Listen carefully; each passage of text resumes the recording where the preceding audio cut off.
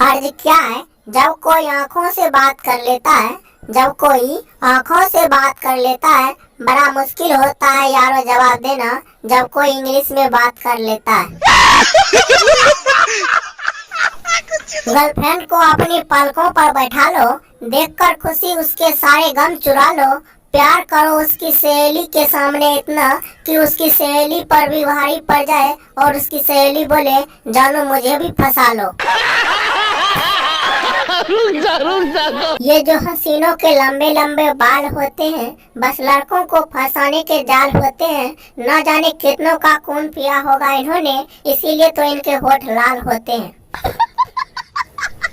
आंसू तेरे गिरे तो आंखें मेरी हो, दिल तेरे धड़के तो धड़कन मेरी हो। अरे भगवान करे हमारी दोस्ती ऐसा हो कि नौकरी तुम करो और सैलरी मेरी हो। यही नहीं, अभी और सुनिए कि अर्ज क्या है?